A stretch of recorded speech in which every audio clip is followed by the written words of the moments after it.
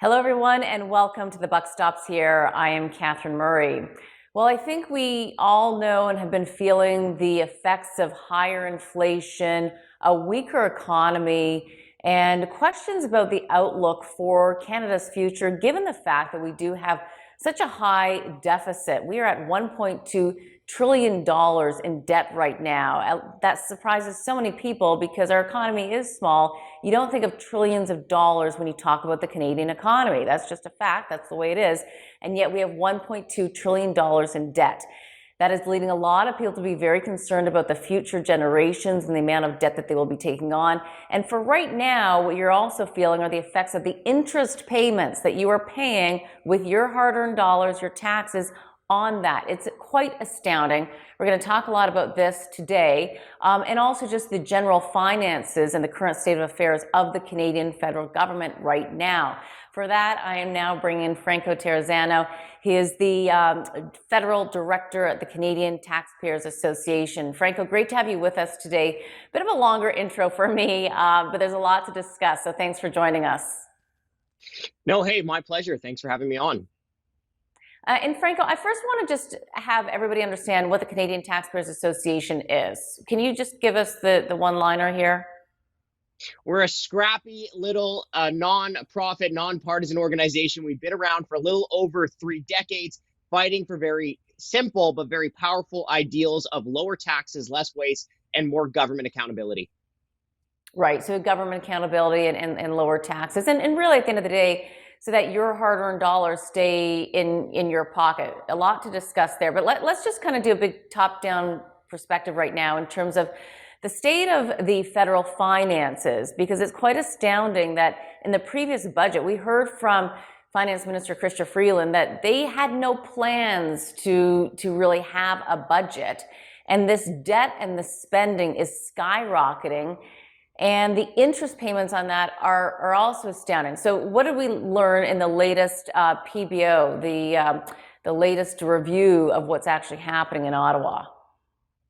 Well, the parliamentary budget officer, thank goodness for those employees of the federal government, because they are giving us the straight goods. And things are bad. We knew they were bad in the last budget, but the PBO is showing that the finances are getting even worse. And let's break that all down. But first, I want to jump off to what you said in the introduction. The $1.2 trillion in federal government debt. Now, a baby born today, she is crying because she is already on the hook for $30,000 in federal government debt alone.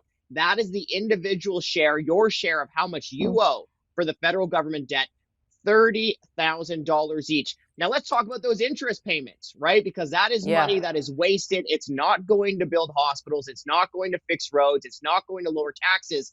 Well, taxpayers are paying almost $4 billion every single month on interest charges. Right.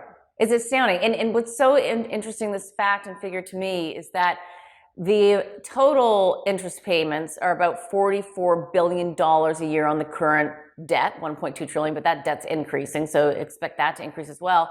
And the government takes in approximately $46 billion in GST. So we're all giving our hard-earned dollars in GST, $46 billion. It's basically a wash because the interest payments are about 43 billion. So all of that hard-earned money that you work for isn't going, to your point, to hospitals, to education, to growing the economy, to make it a better place to live. It's just going to interest payments because of all of the free money that's been given out. And of course, during COVID, we needed that, but it's gone. It keeps going.